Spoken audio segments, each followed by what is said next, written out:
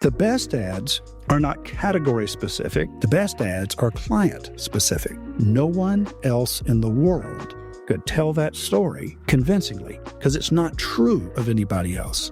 And so that's relational marketing. And when you really understand that and you trust it, you can write really remarkable ads that grow very big companies. What you say in the ads targets people of like mind. The content that you present the world is the filter that causes some people to be attracted to you and pushes other people away from you. And that's what marketing should do. What's up, Roy? Good to have you on the show. You know, I always enjoy spending time with you, Justin. I've been looking forward to this. What are we going to do? So have I. And, you know, this is the fun of it is like we got into such cool content the last time you and I hung out. And I had no expectations of what it was going to look like. And it was just a blast. And I feel like today we're going to show up and we're going to go down some rabbit holes that we probably never thought we'd go down. And I can't wait. Doubtless. We will do all of those things. I'll follow your lead. Wonderful. Well, I would just first of all like to say, you know, just so everyone listening, everyone watching this, I hired Roy for a day. And Roy is a true marketing genius, just a whiz. For the play on words for wizard, which we'll get into here today. But I was blown away by your interest in me and my team and what we're up to. And I was blown away by the level of detail that you think, with your ability to think outside the box, with your ability to draw stories and narratives around all the talking points and ideas you have. And so I want to bring some of that to our audience here today because it was fun. Rambling. They said, Roy, you're just rambling. You seem to appreciate the illustrations and the backstories. Yes, I do. And like you, I'm a huge proponent and just lover of film and books and poetry. And I know that you thrive in this world. You know, I had the luxury of having you give us a personal tour of your facility, which was incredible, Wizard Academy. And, you know, it might be fun to give a little backstory. Yeah, I mean, we could go through all the accolades. I mean, you've written tons of books. You've written, you know, I mean, 5 big, huge books, but then probably another 20, you know, smaller books. And I've read, I mean, I got a whole stack of them right behind me here, and I read all of them. And, you know, beyond that, you've got this incredible campus, and you teach, you're a lifelong student, as I am, and I love that, and you teach cool stuff. But I was just blown away by your collection of art and artifacts and history, historical, like just the books you have, the knowledge you have. So it might be fun to start. You're very there. kind, because everybody says, Roy, you're a hoarder.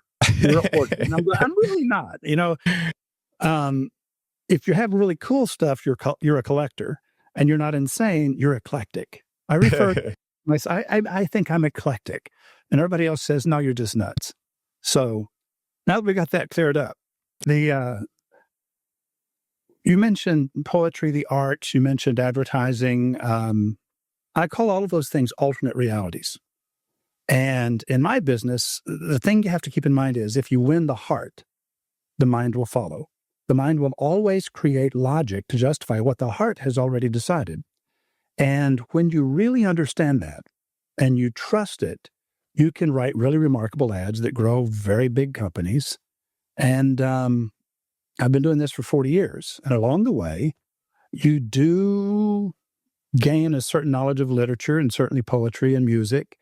And of course, all the arts. And so sculptures and paintings, it's embarrassing. When we finish these last 3 buildings we're working on, I will distribute to people I care about many, many, many thousands of things that I love, but I love the people more than I love the things. And so I said, you know, we've run out of wall space. We've run out of 32 acres of land to put buildings and sculptures and what we call the Easter eggs, you know, the guidebook, Justin, where it was a self-guided tour on the campus. The last time I looked at it, I said, if a person went and looked at everything, here's pictures and here's how to get there, it's about 8 hours, maybe 9 hours. Wow. You give yourself a self-guided tour around the campus and look at all the really notable things there are to look at. And so, yeah, maybe I am a hoarder. I don't know. Well, I love it. And, you're a huge fan of Don Quixote. You've Yeah. got tons of his art and books and writings and just pieces of history from him and from that era. But you've done the research around him and around other people in that time. And so your whole facility is incredible. So I love that you're actually gifting some of these to the people you love, because the legacy lives on so much further than it being in one place. So I think that's really cool. Well, the thing, most people don't understand that we're just, because we haven't talked about it, we're deep South Austin, Texas, which is on the Texas Escarpment. Now, the Texas Escarpment, if you're looking at a topographical map of the U.S., it's where the green meets the brown. Now, the Texas Escarpment is a ridge. It's 1,100 miles in kind of a backward C shape, and it runs from North Texas down into Mexico. And it's where the crust of the earth broke during continental drift. It just literally, it's, the tectonic plates, and then bam, it broke like this. So it's a very tall cliff. And all of these artesian springs, there's 5 of them in central Texas, just tens, hundreds of thousands of gallons a minute gushing up out of the ground. And it forms huge pools of water in the limestone of the area. And we're on a plateau. And we're actually just about 900 feet above the city of Austin. We have a tall tower on the top of that plateau. Now, sticking off the edge of the cliff, we're right on that break. And so from that Texas Escarpment, Justin, all the way to the east, long, smooth, flat decline to the Gulf of Mexico. To the west begins the Texas Hill Country, and then the high desert of West Texas, Arizona, Nevada, New Mexico, and then the mountains that border, California. And so the chapel sticks off the edge of the cliff. 1,100 weddings a year there for free. Wow. We host weddings for anybody that wants to go to chapeldulcinea.com or .org, wizardacademy.org. And like I said, it's a lot of fun. We got started exactly 20 years ago on that property, and I've had our construction team working 6 days a week for the past 20 years. Wow. So that's incredible. And beyond just these cool, structures and the history and where you put certain buildings and, this tower with the sword and, all the cool things, the views that you have this secret room that has one of the largest whiskey collections I have ever seen. It has to be one of the largest in Texas. Maybe it's one of the largest in the U.S. I mean, it is really incredible. And you have sommeliers there that can do self-guided, tours of whiskey, not just the facility. The top 2 largest whiskey review channels on YouTube belong to my son, and it's the Whiskey Tribe. And then close friend, Daniel Whittington, is the chancellor of Wizard Academy, and he has a thing called the Whiskey Vault. And you were in the Whiskey Vault. And both of those are on YouTube. And I'm not a whiskey guy. We built a distillery, and the very first whiskey that was released, 3.5 or 4 years after we built the distillery, you didn't have to let it age. It actually won in a blind tasting Best Whiskey in Texas, which is remarkable. Yeah. Because they had to, not me, but Daniel and Rex, had to beat 2 world champion whiskeys because there's 2 Texas distilleries that have won Best Whiskey in the world. And they accidentally won this thing by 4/10 of a point. Oh, my goodness. Is Garrison Brothers one of them? One of the 2? Probably. And the other one is Balcones. Okay. Yeah. Yeah. Balcones and Garrison, I think, are the 2. And so, it's a blind tasting. And this was Eleanor, which is the very first whiskey they made. And I think it was because of, I don't know what I'm talking about, but they talk about the narrow cuts. And if you want to increase your production, you make your cuts a little wider, but the heads and the tails are not good. And so it's like the middle of a watermelon. It's really, really marvelous right there in the middle of the entire batch. And then you have to rerun it. So if you take an enormous amount of time to make a very small amount of whiskey, you can make it really good. Oh, Isn't that true of everything, Justin? Isn't that true of everything? Yeah, it is. The more time you spend on something, the better it is. And the more you hurry through it, the worse it is. That's right. But it's tricky because you spend all this money and all this time, and it's years to know if you actually have a good batch or not. You don't know if you have failed or succeeded for, Well, they many do little years. tastings in the barrel. They Hmm. stick a little pipe down in there and they draw some out, so they kind of can be aware along the way how it's progressing. I said I seem to know a lot about it, even though I'm not a whiskey guy. I'm just listening to these guys discuss it as I wander around during the day. I love it. Well, for this last meetup, I brought our head of marketing, Phoebe Mrochik, and then our COO, Ryan Casey. And they're both just wonderful friends, great people. But Ryan is a whiskey aficionado. And it was fun seeing all these whiskeys he's never seen, he's never tried, so many like I've never heard of. So it was a special experience. There's many, many thousands of bottles, and like I said, floor to ceiling with 14-foot walls, and That's it's right. ridiculous. It's kind of it's a little bit like a comedy. Yeah, it's great. So let's figure out. Let's talk through how Wizard Academy became what it is, how you became the Wizard of Ads. So, in your first book, you had a just magnificent, I guess, what do we call it? Just approach into the writing space. And you were heralded as, basically it was the business book of the year, and, the aficionado, like the expert when it comes to writing ads. And you followed that up with the second book, The Secret Formula of the Wizard of Ads. You followed that up with a third one, The Magical World of the Wizard of Ads. But then you have this whole campus called Wizard Academy. And I'd love for you to walk through this whole idea, because if you just hear the name like Wizard Academy, you're like, okay. It's a filter, Justin. Yes, it's a filter. yes. Here's the point. People and organizations that can't get past the name, they didn't read enough about it. They just made a hasty decision. And we think of that as a filter, because if they can't push past that, we don't want them around. They're just going to be annoying. They're just going to be uptight and annoying. And so it's kind of like, yeah, please stay home.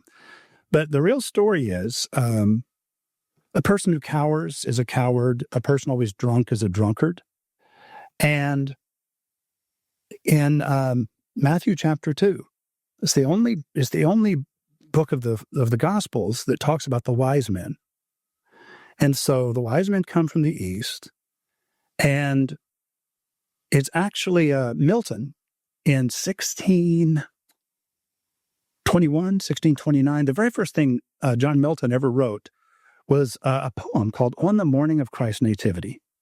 And he said, "See how from far upon the eastern road the star-led wizards haste with odor sweet. Run, prevent them with thy humble ode, lay it lowly at his blessed feet. Have thou the honor first thy Lord to greet, and join thy voice to the angel choir from out his secret altar of hallowed fire."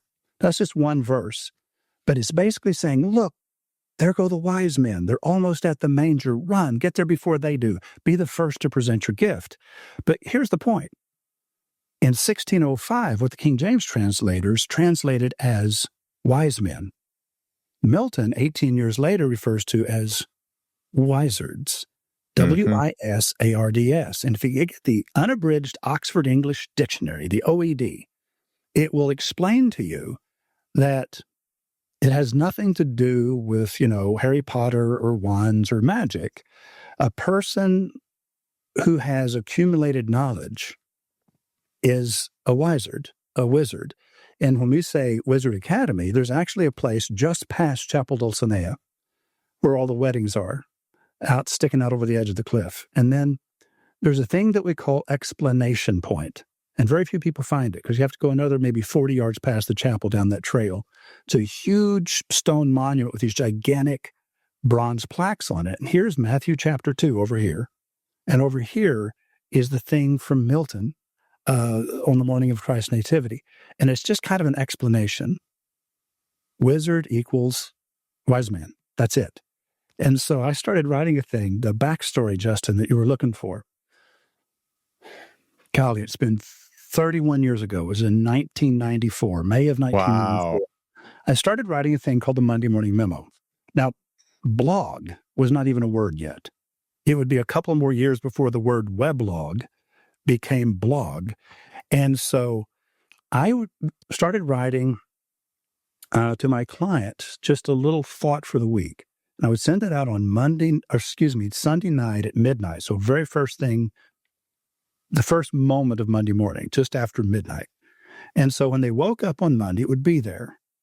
And this was before email was a thing. Honest to goodness, most people did not have email. So for the first few years in the mid-90s, I was sending this thing out by fax. Wow. And you had to actually have, you had to pay long-distance charges back in those days. That's pre-internet, pre-voice over IP. And so everything was landlines. And you had to pay long-distance charges. And all of these clients would say, oh, my friend read the thing you sent me. He wants to know if he can get on that list. And I said, sure. And I would add all these numbers. And after a while, I'm spending $2,000 a week in long-distance charges to send this little newsletter by fax. And I always made it and manually entering it, right? Because back then you had to do it number by number. I got a special machine. Okay. All right. They did have fax machines that would store numbers, right? Okay. And it would have the numbers, and you only had to scan the thing one time, and it would store the thing you're going to send. Now, you'll notice in all of the Wizard of Ads trilogy, all the chapters are basically the same length. And that's because that's the number of words you can put on an 8.5 by 11 sheet of paper in 11-point type, Helvetica. Wow. And so all of these things are just a little 8 by 11 thing.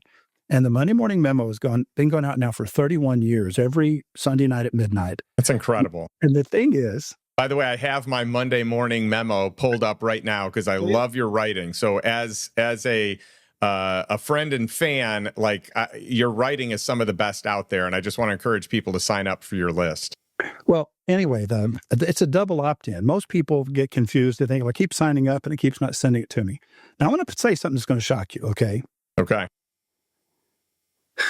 My webmaster has been with me for about 20 years, okay? He knows if he ever reveals to me how many subscribers we have or how many people we lost because they got annoyed at something I wrote, if he ever gives me any feedback of any kind, he's fired. It's an unbreakable rule. I just don't want to know. And the reason is, for me, it's not a marketing tool. All I'm doing is I've got thoughts. I'm just going to share these thoughts. This is what I've been thinking about this week. And if anybody doesn't like it, just unsubscribe, go away. But yet I'm not thinking about, I'm trying to build a channel here. And so everybody wants to know how many subscribers you have. I literally have no idea.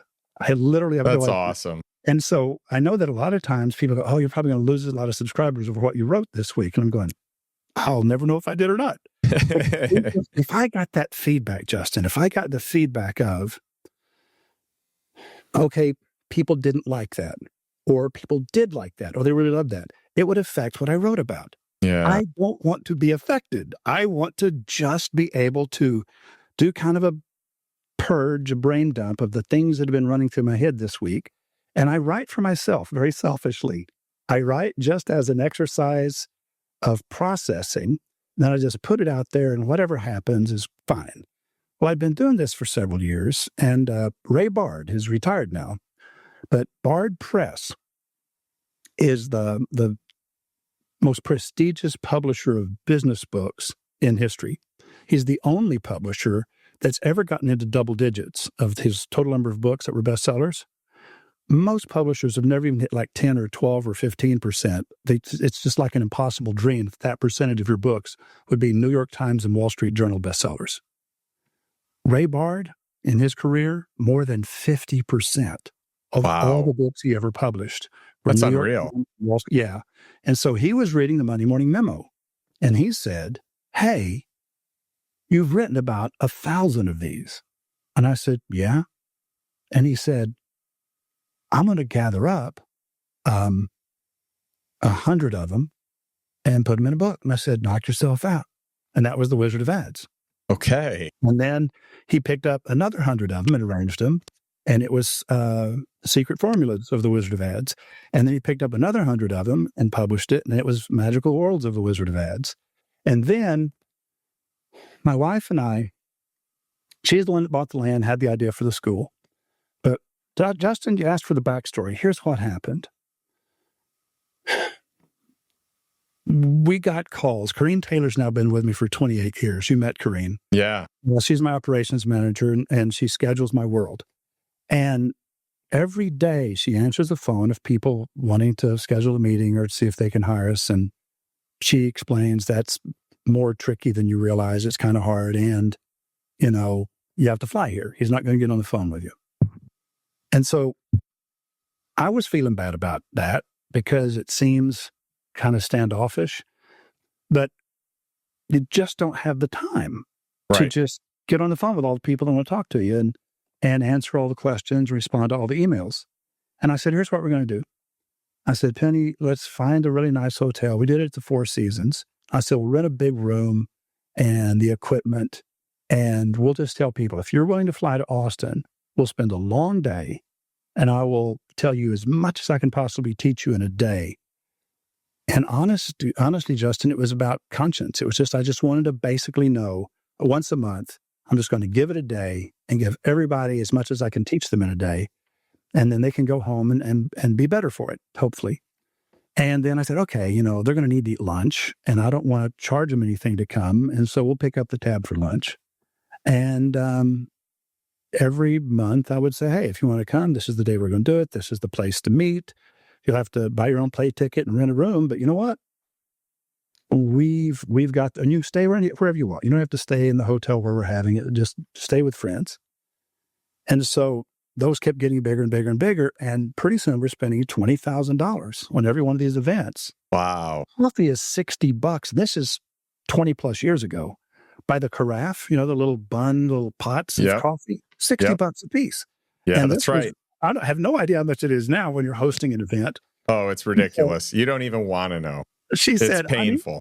She said, honey, for $20,000 a month, we could buy some land to build a building and just have our events in our own facilities and make our own coffee and serve our own lunches. And I said, great idea. You're in charge of that. And so the next thing I knew, she had bought 32 acres on this cliff, and we started building and have it stopped. So the reason I quit writing books, well, I didn't quit writing. I just quit letting publishers assemble them into books, because when you do that, then you have to go on a book signing tour. As you know. That's right. Okay? And you have to, it's just exhausting. And I said, I don't do that anymore. And so Penny said, all right, instead of you having to go on all these speaking tours and stuff, everybody can fly to Austin. And now, we have the student mansions on campus.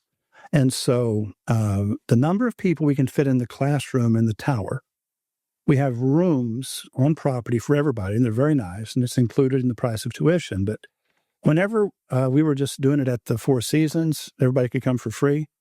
But when we started that, I made it a nonprofit, gave away the land and the buildings to the nonprofit. And then Daniel Whittington's been running it, and it's not free anymore. You got to pay for class, but all of your room and board is provided when you're there. And so that was probably too much, but you asked for the backstory. That's the backstory. Well, I love it. And actually, if we even take a step back further, the whole reason that this is a thing is because you did such a prolific job writing ads that you started having companies hire you. You started partnering with people. And then the whole reason the Monday Morning Memo became a thing was because you had these clients that you were trying to, share insights with. But it would be really fun to have you share some of the partnerships that you've had and some of the big wins that you've helped create that I think most people wouldn't think of. I think when people think about how to scale a company, most people think about it in a totally different vein than you do, but you've had tremendous success with your clients, helping them scale their company using creative writing, creative ideas, wonderful marketing. And I'd love to hear some of those success stories. Okay, so here's what might be fun. I'll tell you the backstories of some of those clients. And there's a fella I started working with 6 months ago, and I personally only add a client whenever somebody sells to private equity. And so every time I lose a client and they sell out for however many hundreds of millions of dollars, I go, okay, I'll start over with another client. Now, before I get started, I was asking myself earlier, is day trading still a thing? I hadn't heard about day trading in at least 10 or 15 years, but 20 years ago, everybody I knew was day trading. Right. Is it even still a thing? It is, but it is definitely not at the same level. Or, I mean, I think there was a period of time where people took pride in being day traders. Today, it's just impossible to compete with algorithms and AI and the micro trades and the quants that are able to do at a high level. Thousands of trades in a second versus your one trade in a second. So it's less relevant from the standpoint of individuals doing it, but definitely people still do it. Well, back in those days, everybody thought they had a system and, pivot points and all kinds of absurd things. And those kinds of people are the same it's kind of like they think, I want to make some money real fast. Mm-hmm. And it's kind of like, that's really a dangerous idea. Business owners in general, they always overestimate what they can do in 1 year, but they always underestimate what they can do in 10. True. And whenever you have your time horizon determines not only the size of your success, but the certainty of your success.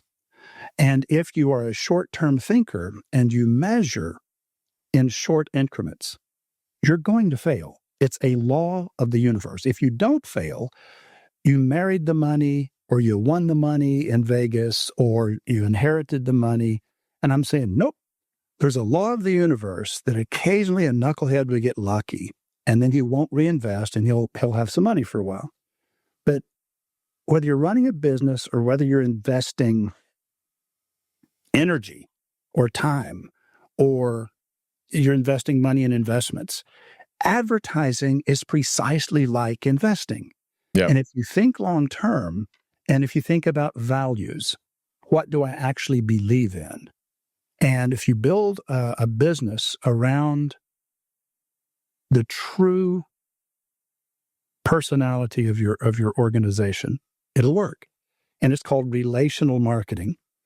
And okay, this is going to sound crazy, but hey, we've warned them, right? If they're still listening, That's right. That ship has sailed. Well, and some of these stories are so crazy. I love it. I mean, you don't have many clients, but you have a lot that have had $100 million exits. Oh, and yeah, way more. The point is, I never work with more than 12 clients at a time personally. Now, I have 84 partners in branch offices, and collectively, we work with almost 1,000 clients. We work with 307 home service companies, plumbing, air conditioning, garage doors, electrical, that sort of thing. One of my personal clients is 1-800-GOT-JUNK. And I started with Brian Scudamore, and I started about 13 or 14 years ago, maybe 12, I don't know. And he was doing 97 million system-wide. And I told him, I said, you know what? I said, the first year is going to be a lot of hard work. And the second year, we'll start really reaping the benefit. We'll see some benefit at the end of the first year, but it really comes alive in the second year. And he trusted that because he had seen it happen many times. When people tell other people and they go, here's what always happens with this guy. And so I said, in 4 years, we'll be doing $250,000, $250 million, I mean. And I said, we'll be at 250. He goes, no, wait a minute. It took me 23 years to get to 97 million. And you're saying, and we're flat at 97. He goes, so, and from 97, we're going to go to 250. I said, oh, yeah. And he says, well, if that happens, I'll take everybody, all my franchise partners and their families and you and your family to Hawaii, all expenses paid for a week. And I said, great, buy the tickets now. And they will, 4 years from now. And he did. He took everybody. I'll tell you when that was. We'd been working together for 4 years in 2017. Okay. And so that's how long, because 2017 is when I think, or maybe it was 2019, I don't know. But it was before. So it's about 12 years, yeah. Okay. Anyway, the point is, I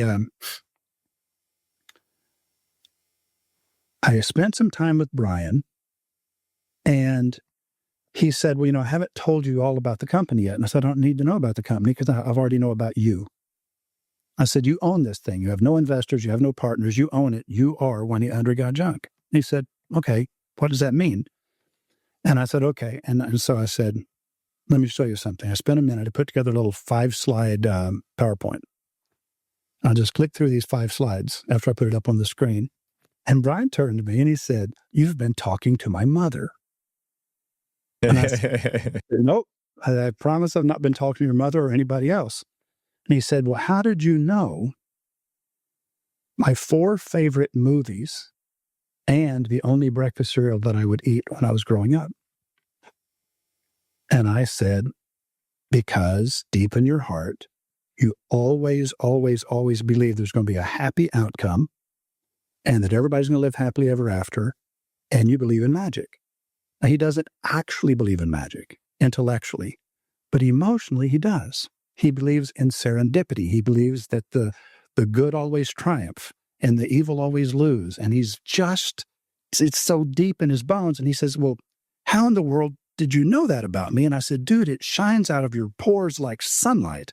I said, it radiates out of you. And I said, I'm just going to take that personality and all of your TV ads and all of your radio ads and all of your messaging are going to communicate that. And he said, well, we're in the full service junk removal business. And I said, yeah, this is what we're going to tell people. We make junk disappear. All you have to do is point. And that is Nice. the idea of magic. And he says, well, the franchise partners think we need to show people carrying all this stuff out of the house and being careful not to bump the walls. And I said, yeah, they weren't worried about you bumping the walls till you brought it up. So no, we're not going to talk about not bumping the walls and a bunch of strangers in your house. I said, I said people would pay extra, Brian, and he loved this. I mean, he and I became very close because he understood, I get what you're all about. I get you're trying to make this effortless, seamless, smooth, frictionless, absolutely adorable, fun, lighthearted, easy thing for people. And I said, Brian, if we could ever perfect a way where you didn't even have to knock on the door and go in the house, if all of the stuff they wanted to disappear literally just disappeared as the truck drove slowly past the front of the house, people would pay extra for that. And I said, so we make junk disappear. All you have to do is point.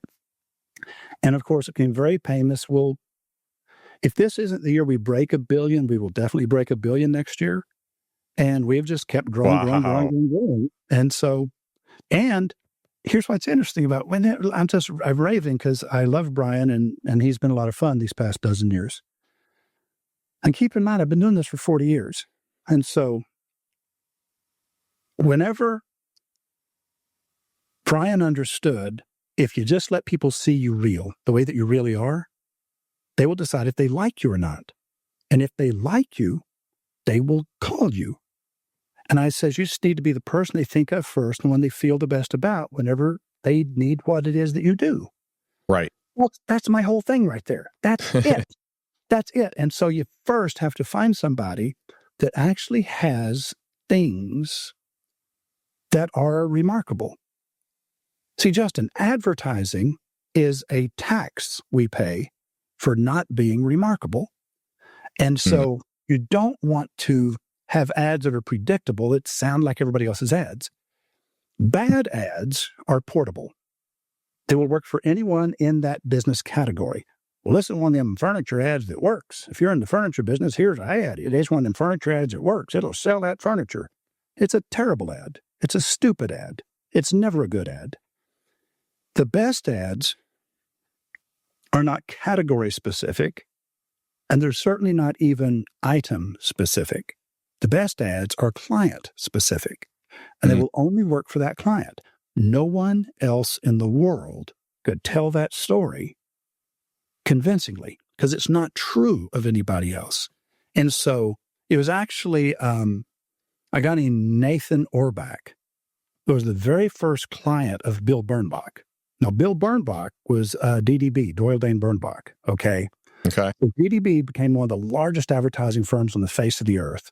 In 1958, Bill Bernbach is working with Nathan Orbach that owned Orbach's department stores. And Orbach was his very first client. And he said, man, we got to figure out an angle. We got to figure out a gimmick. We got to figure out a way to make you special. And Nathan Orbach said, I've got a great gimmick. Let's tell the truth. I've always subscribed to that. I said, yes, Yeah. I've got a great gimmick. Let's just figure out what's actually here and let people get to know you. And if they like you, they will call you. But nobody else can be you. And so that's relational marketing. It's like people connect with you. And here's the craziness. The craziness I was going to say that I forgot to say. I'm back to it now. Went full circle. About somewhere between 2/3 and 3/4 of all the purchases we make are simply identity reinforcement. We don't want to believe that. We really don't. We want to believe that we're objective and we measure and we compare and we get the data and all these things we tell ourselves.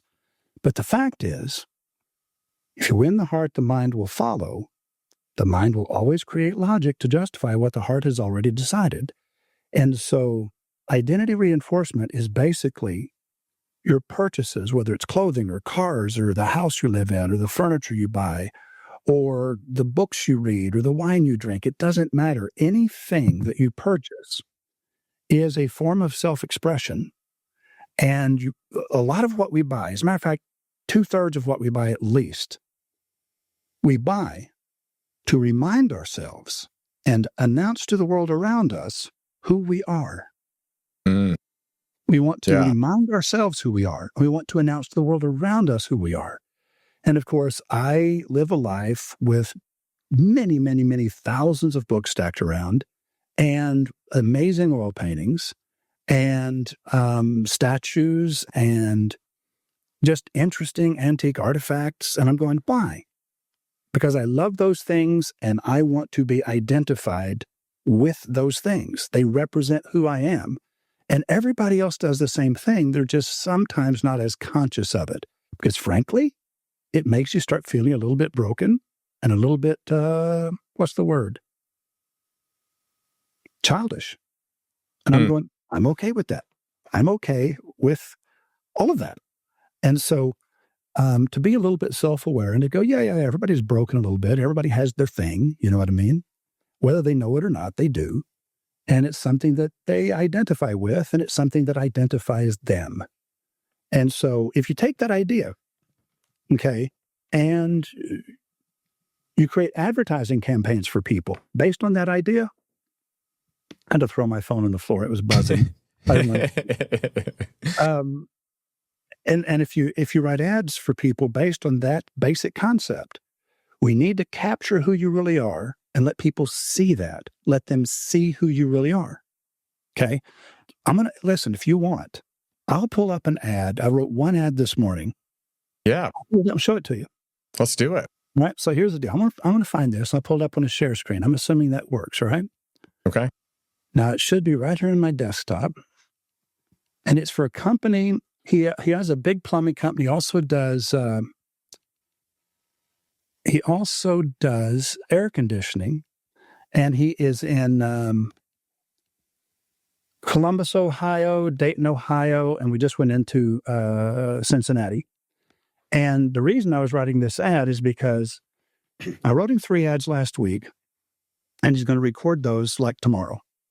Okay. And we were on the phone on Friday going over the ads, and he really loved them. And I said, I got this other ad I really want to run, if you like it. And so if you read this week's Monday Morning Memo, it's called, Which Kind of Customer-Centric Are You? Yes. And the email that's in there is from the guy whose ad you're about to see. Okay. So there's an email. I said, I have this client. He sent me an email as an afterthought. I didn't write it. He had already sent it to all of his team. And he was really sharing his heart about we need to have, one of his businesses is a plumbing business. And he said, most people can't afford to have a new toilet installed. The price of the toilet plus for a plumber to come out and do it is shockingly expensive. And he said, he was calculating the average income of the average family, and he said, that's just too big of a chunk of a paycheck. We have to have a solution for people who are living the average life. And he said, these people are nurses and firefighters, and he's writing this to his team. It's a big company. very big. And he was just saying it, and he was celebrating.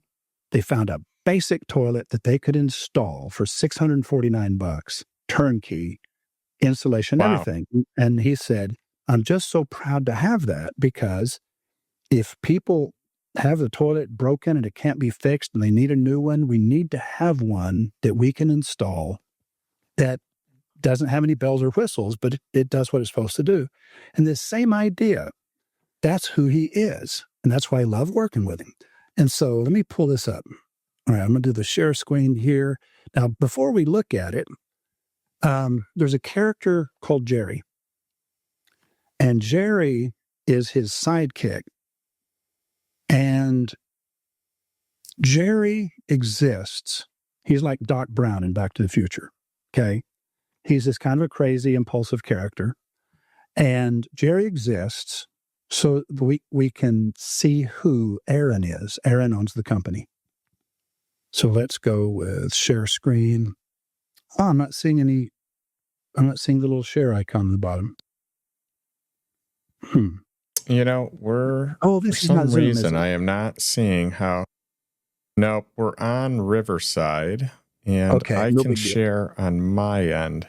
Yeah, well, we could just read it. All right, look, I'll read it. And so I'll just pull it up here. There's an audio signatures. Get ECO. Aaron. Yeah, Jerry. You know that air conditioning system that we sell for $12,000? Yeah, it's for homes of 1,600 square feet or less. How big is 1,600 feet? 3-bedroom, 2.5 bath. The homes that are what America is made of. Get ECO. Aaron. Other companies are charging $15,000 to $18,000 for that same system. Yeah, I know. Why are we selling it for just $12,000? Nurses, police officers, office workers, firefighters, and school teachers live in those houses, Jerry. Oh, now I get it.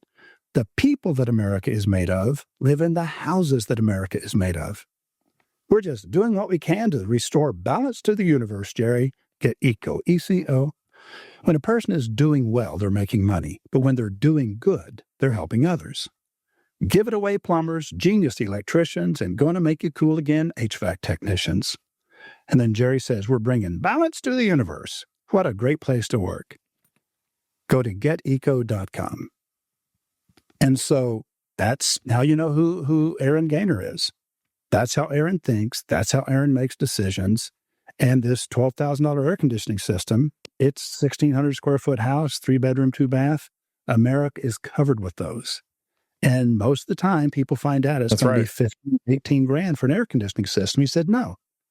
He said, I will find somewhere a solid system, not the cheesy builder grade one, but a good, reliable system that we can give a good long warranty on. And I will figure out how to do it for 12 grand. I'm just going to.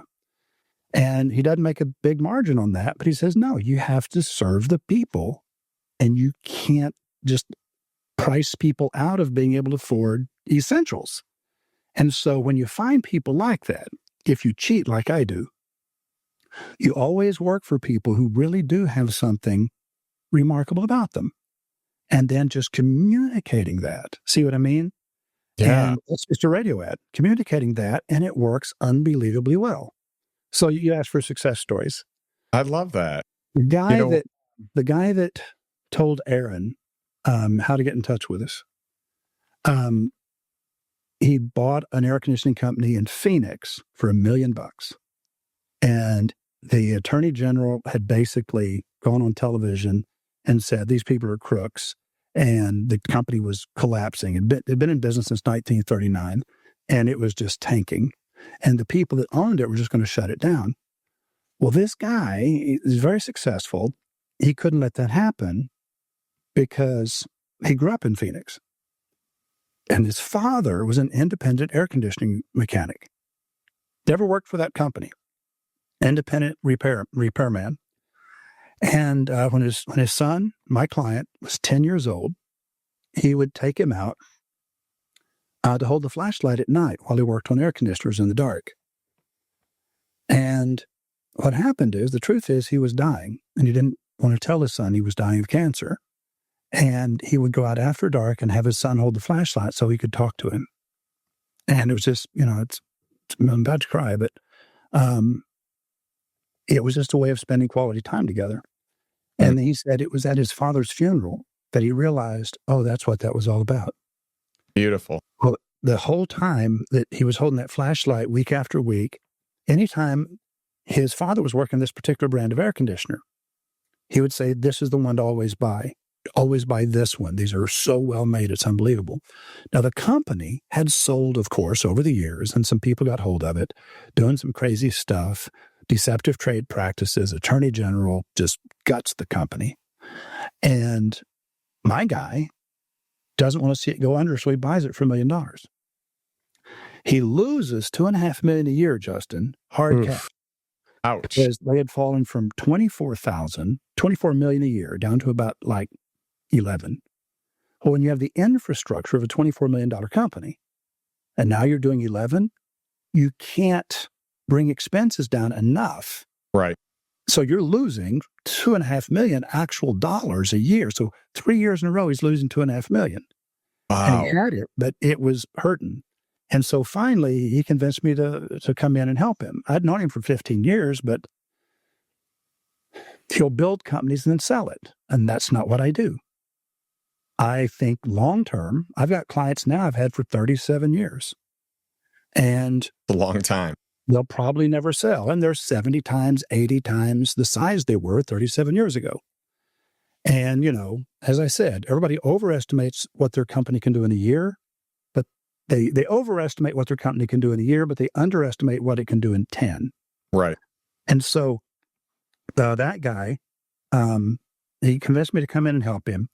We got it turned around. We branched out into another city, branched out into another city. And from the day we started until the day he sold was 6 years and 11 months exactly. And the company that he bought for $1 million and lost $2.5 million a year for 3 years, 6 years and 11 months after I stepped in, it was valued at $505 million. Wow. He sold it for $500 million in cash. That's incredible. And bought a couple of jets and is living the life. And that's not that unusual. I have a lot of exits that are many hundreds of millions. The very first client that sold to private equity, I think sold in 1999. We worked together for 7 years. And it was Robbins Brothers in L.A. And so Skip and Steve Robbins, in 1992, I began working with Skip and Steve in Los Angeles. And the total ad budget for a year would not put you on the air for a week in a big way in L.A. It's $100,000. Yeah. $100,000 had to last a year. Wow. And I said, I know how to do this. I said, here's what I'm going to do. It sounds crazy, but I want you to, every 90 days, look at how we're trending and adjust the budget for where we're headed. And I said, so if we spend a certain percentage they're comfortable with spending for advertising, and if we reevaluate what the year is going to look like, and as we start growing, we just every 90 days reevaluate the ad budget and adjust it upward to reflect that percentage of top line. And so instead of looking back once a year and adjusting it, which is very often what happens, I said, nope, when this thing takes off, we're going to need to adjust the budget every 90 days. Well, at the end of 7 years, we had gone from, and the percentage we were spending on advertising never changed, okay? We had gone from $100,000 for the year to $7 million a year. Wow. In LA. That was the ad budget. The ad budget, we were 70 times as big as we were 7 years earlier. And so they had a remarkable story to tell. They would do the crazy things I asked them to do. And so they sold to a private equity group that bankrupted the company in 2 years. So oh my 2 years goodness. bankrupt. And what happens is what I call the spreadsheet weasels. When the spreadsheet weasels get involved, they don't understand what built the company. Right. And so the relationship, it's relational marketing that works. So the relationship that built the company, what people believe about this company, what they trust about this company, and what this company always lives up to is abandoned when people step in and think, well, I know how to run a company. I know tricks you don't know. And I'm going, you know what? You will tank the company. And I've seen 9 companies sell to private equity for big, big, big, big exits. And of the 9, 7 of them have floundered and deteriorated and fallen into crisis. And only 2 of them did the buyers realize, no, it would be wise for us to understand what caused this company to get as big and as strong as it did. Because to think that marketing can be divorced from the reality of the company is stupid. It is totally. It's insane. But yet, guys that are purely financial guys, they always believe that all you have to do is, Adam, make an offer. It's, we're going to create some artificial urgency. We're going to have a discount. We're going to, do some targeting. And I'm going, nope. Believe it or not, when you're building a company with relational marketing, you don't target by who you reach. Right. You target by what you say. What you say in the ads targets people of like mind. See what I mean? The like-minded person, the people who thinks, acts, speaks, and sees the world the way that you do. If they think, act, speak, and see the world the way that Justin Donald does. So everybody that read your book, right? Everybody that read your book, they know what Justin Donald, how he thinks, acts, speaks, and sees the world. Okay? And so your book, the content that you present the world, is the filter that causes some people to be attracted to you and pushes other people away from you. And that's what marketing should do. Everyone's happy. Yeah. And so if it's attracting the right people, they're always they're going to get what they're expecting. Right. If you have marketing that attracts the wrong people, they're going to be disappointed. You're going to be frustrated. Why would anyone want to do that? I know I'm rambling, but you asked me to. Well, and I love this, and I love your model because you live in a world of storytelling and creating ads and marketing, and your gift of art is displayed readily there. And I live in this world of wealth creation and wealth multiplication, and what's interesting is there is this ability to parlay the two, where you can use the power of storytelling to build wealth, and you can see it in the stories you've shared, these emotionally resonant stories that drive customer behavior, that really help to create brand loyalty, and that's going to create long-term revenue. And we're running low on time, but one thing that would be interesting, if you could do this quickly, I want to respect your time. There's a big difference between branding and sales. And that was something that I learned from you that I think is so important that we cannot get off this podcast until we hear your words on this. Well, a brand is, strangely, an entity. It's a character that lives in the imagination of the public. And Apple has a personality. Apple Computers has a personality. I argue that Dell Computers does not. Dell is a commodity. It doesn't really have a personality. But Apple, particularly during the Steve Jobs years, had a very sharply identifiable zeitgeist, a personality, a worldview, a style. And you knew how this company, how they thought by what they said. And you knew how they saw the world by what they said and what they did, by their actions. And so you go, I know these guys. I know what they stand for. And either you were attracted to that or you weren't. And that's always the essence of good marketing. And so when you're going to create relational marketing, sales is features and benefits. Mm-hmm. And anytime you start spewing features and benefits, your ad sounds like an ad, and everybody will kind of like, yeah, shut up, I hate ads, go away.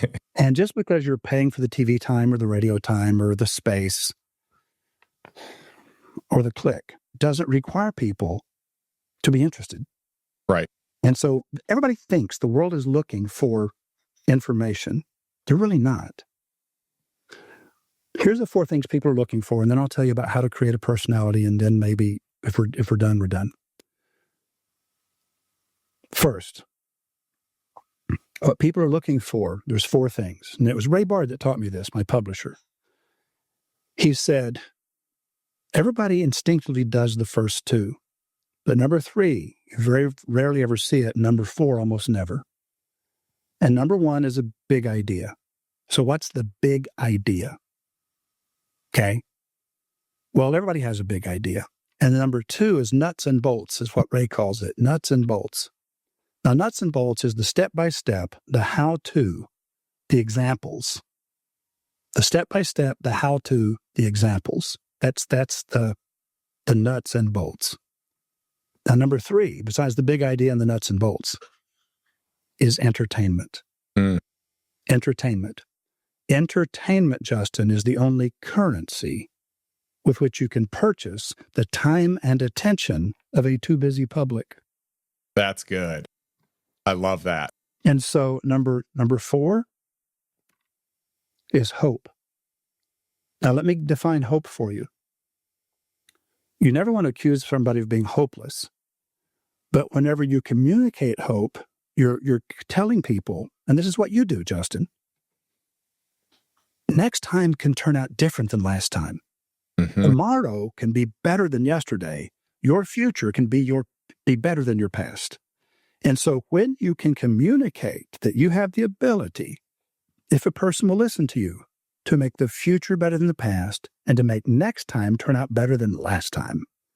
And so as an investor, as an investment advisor, you do that. As an ad writer, I do that. And so big idea, nuts and bolts, how does it work? And then entertainment. Is this interesting? Is this fun? Am I engaged? Do I enjoy this? And then number 4, do I feel better about the future after spending time with this person? Okay. Big idea, nuts and bolts, entertainment, hope. Doesn't matter what business you're in.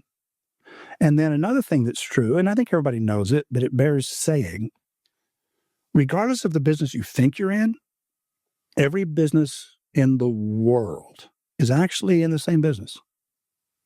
You're in the business of making someone happy. That's good. You get paid to make someone happy. What is you're going to do to make them happy? Making them happy is what you're paid to do.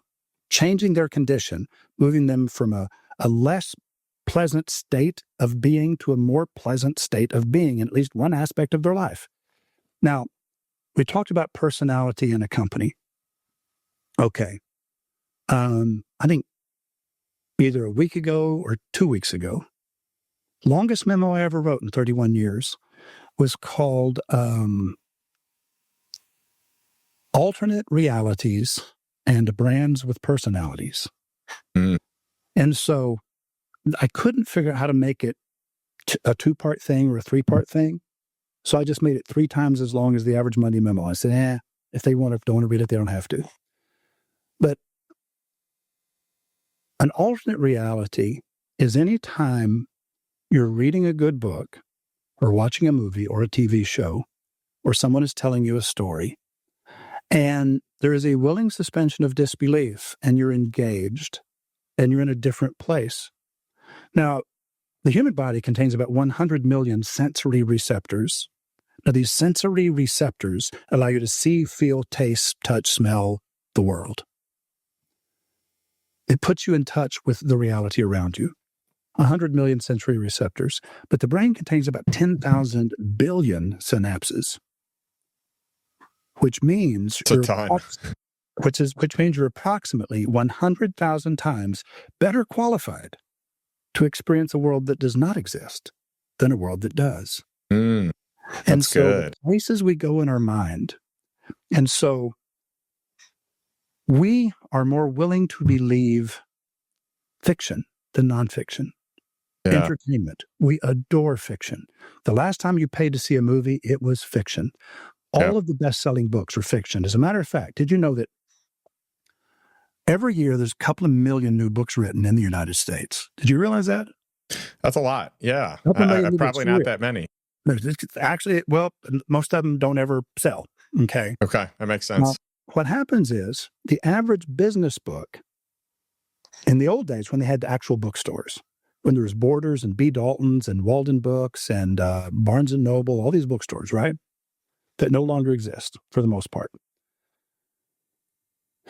If you wrote a business book and it made it into the bookstore, which is like 1 out of every 10,000 business books, if it made it into the bookstore, the average business book will sell 5,000 copies in the life of the book. Wow. In the life of the book, it'll sell 5,000 copies. Now, here's what's interesting. Nonfiction, 90%, Justin, 90% of all the books written every year are nonfiction. 90%. Wow.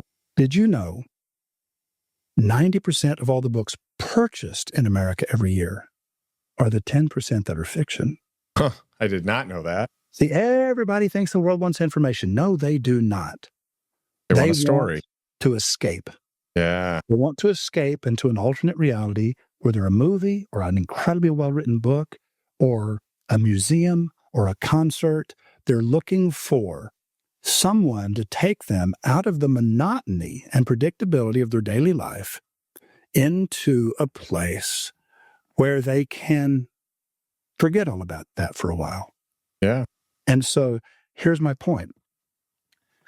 They do not teach this in any advertising school in the world, but every screenwriter, every novelist, every any person that has ever created fascinating, magnetically engaging characters, just attractive, interesting characters. There is an actual technique for that. And a guy named David Freeman taught it to me. And it has to do with paired opposites. And so we teach a class on it. It would take maybe too long to do today, but think of a baseball diamond, okay? A baseball diamond. So the first thing you notice about a character is up here is what would be second base. And then the second thing you notice kind of contradicts the first thing. Mm-hmm.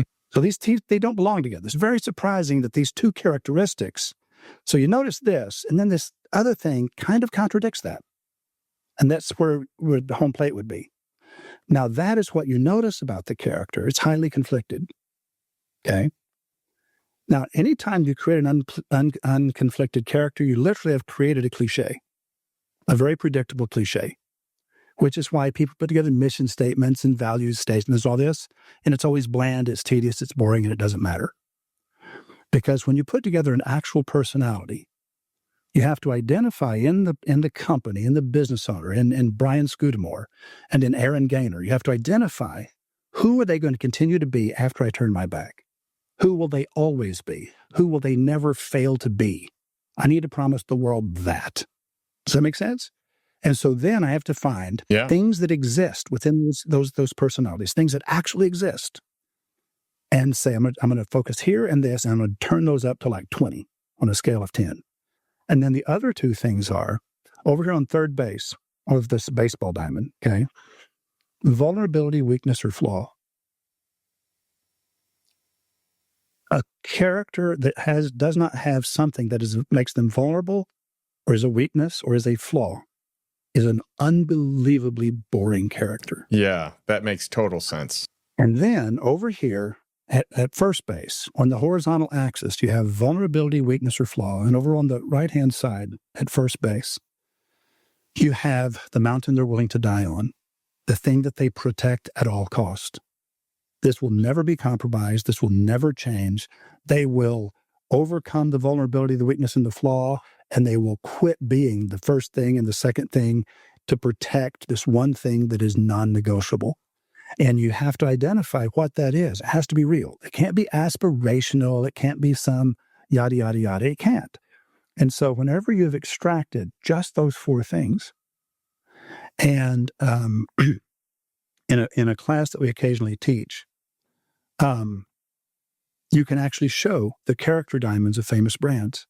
And you realize these four characteristics, and you can go, oh yeah, everything suddenly makes sense.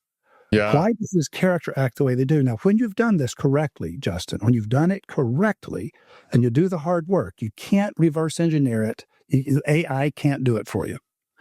But whenever you've extracted those things out of the client, Then you said, okay, a really, truly interesting character that's conflicted north to south.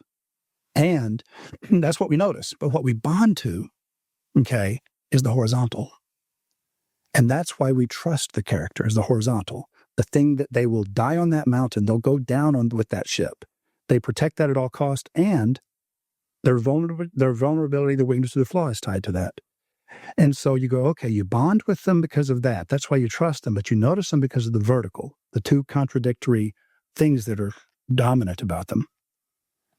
Once you've done that, you will always be able to, just in a matter of minutes, think of famous characters from, big movie franchises and from the biggest novels ever written, the best-selling books ever written, and from cartoons and from nursery rhymes. And it's like all of these unbelievably famous imaginary characters. So what is a brand? What is a brand? What is a brand? That's what I set out to answer.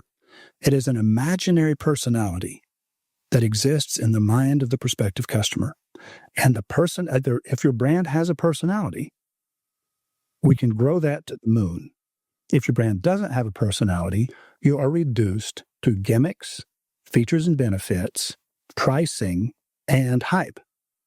And it's just not that and all productive. those are not sustaining. Yeah, you can't sustain long-term on that. You might be a one-hit wonder for a short season, but you're not going to build a brand in that. It's basically day trading. Yep. Whenever you don't have core values of a company, you're a day trader. And it's like you're just looking for a gimmick or some kind of an angle. And I'm going, there's no soul in that. There's no purpose in that. And I know I sound like a nut, but these things matter to me. And they obviously matter to you, or you wouldn't have invited me onto the show. That's right. I love this, Roy. And I know people are going to be interested to learn more about you and Wizard Academy. So where can people find out more about all the cool things you're up to? Okay. Wizardacademy.org, is the school. And the only thing you need to know about me is mondaymorningmemo.com. mondaymorningmemo.com and wizardacademy.org. And that's pretty much anything anybody could want. Roy, this was awesome. I appreciate your time so much. I appreciate that you're a wizard and a wizard. Thank you. This is just great. And, you said something, I want to share this with my audience is I think part of the reason why I'm such a lover of film and books and TV shows, which to me, that's still film. And you'll appreciate this. The person I'm having on the podcast immediately after this is done is a big producer named Matterell Beasley. Wow. He produces Chicago Fire. He was an assistant producer on Braveheart and National Lampoons. And so that'll be the next one I'm doing. And so you'll have to check that one out. But that would be for me, for me, my brain is on constant overdrive. It is hard for me to turn it off. It just wants to go and think and solve and do things. And by the way, it's a great blessing. I would never change anything about it. But the downside of it is it just wants to run even when I want to relax. And so my escape is film and TV and book, where my mind can shut off. And technically, it doesn't shut off. It just converts to the story, and I start thinking about that, and I start forgetting about all the things I'm trying to optimize and maximize and troubleshoot. So to escape the monotony of the daily. That's right. The merely urgent. I love it. Well, I ask a question of our audience to wrap up every episode, and I'm going to ask them this. What is one step that you can take today to move towards financial freedom and really just move towards living life on your style and on your terms? One that is not by default, but is rather by design. Take something you learned from Roy today, implement it into your life, and take a step forward. Thanks, and we'll catch you next week.